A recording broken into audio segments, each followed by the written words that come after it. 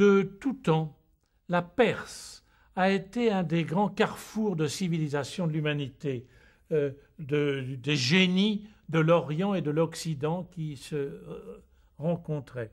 Son influence a joué très tôt, aussi bien sur les civilisations de la Mésopotamie que sur les civilisations de l'Inde. Quand on voit l'art, par exemple, des Guptas ou des Gandharas en Inde, on est fasciné. Je me souviens d'un antiquaire qui avait une tête du Gandhara, une tête de Bouddha, que Malraux avait eue chez lui. On la voit encore sur le piano où il y a des photos et on voit cette tête. Elle était mise en vente. Oh là là là, que j'ai regretté de ne pas avoir de sous.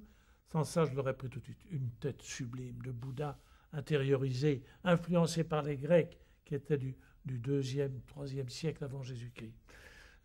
C'est pourquoi je vais prendre une parabole tirée de Al-Ghazali, qui est un des grands mystiques persans, et je l'intitulerai « Le visage du roi ».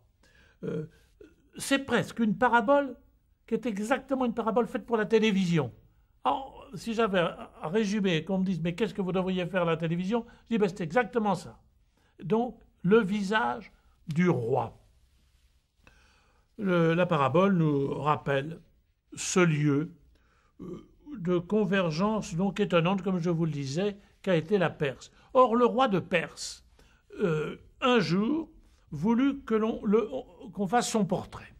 Il convoqua les artistes les plus grands des royaumes voisins et arrivèrent des artistes des royaumes voisins et il les convie à un concours, donc représenter le roi. Le roi de Perse voit arriver ces délégations, les unes derrière les autres, celles qu'il avait conviées.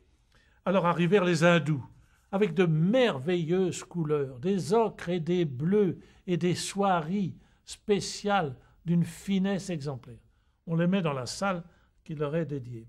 Puis les Arméniens, avec une glaise, d'une finesse, d'un modelé, d'une souplesse étonnante, on les enferme dans leur salle de délégation. Puis, après les Hindous et les Arméniens, vinrent les Égyptiens, avec des gouges, des ciseaux que l'on ne connaissait pas, d'une nature spéciale, et des blocs de marbre parfaits. On voit, il n'y a qu'à regarder, chaque fois qu'on redécouvre une statue de Ramsès, on est ébloui, des marbres. Puis vint enfin la dernière des délégations, les Grecs. Les Grecs arrivèrent simplement avec quelques petits sacs de poudre. Simplement, c'est tout. Ça a créé un peu un étonnement. Enfin, on mit les Grecs dans la salle qui leur était dévolue. Aujourd'hui, on enferme chaque donc, délégation pendant plusieurs semaines dans les salles du palais. Puis aujourd'hui, le roi vint et vit d'abord les merveilleux tableaux en ocre et bleu des hindous, puis les modelés des Arméniens, puis dans une autre salle les statues des Égyptiens, plus belles les unes que les autres. Enfin, il entra dans la dernière salle, celle qui avait été réservée aux Grecs. Ceux-ci n'avaient fait qu'une seule chose. Avec leur petite poudre, ils avaient frotté et poli la paroi de marbre de la salle où il se trouvait, de telle sorte que lorsque le roi entra dans leur salle, il ne vit qu'une seule chose, lui-même reflété par la brillance du marbre, par le poli du marbre. Bien sûr, ce furent les Grecs qui remportèrent le concours. Ils avaient compris que seul le roi pouvait représenter le roi. Il fallait être intelligent.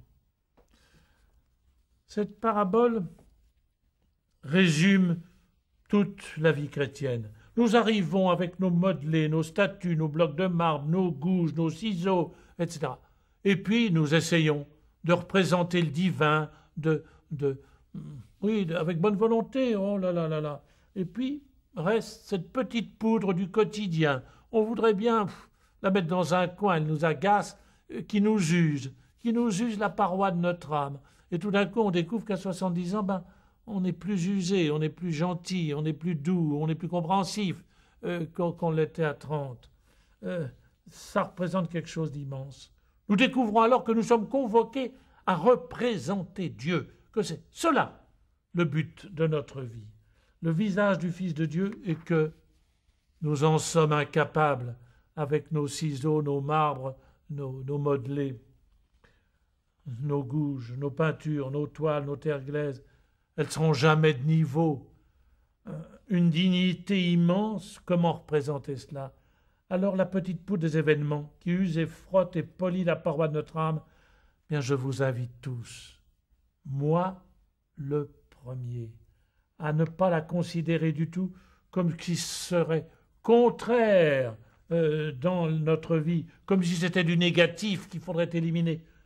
Au contraire, c'est destiné à rendre plus lisse, plus lumineuse la paroi de notre âme, à faire de notre âme ce miroir, le plus grand miroir qui soit, celui où Dieu peut se reconnaître, celui du visage de Dieu.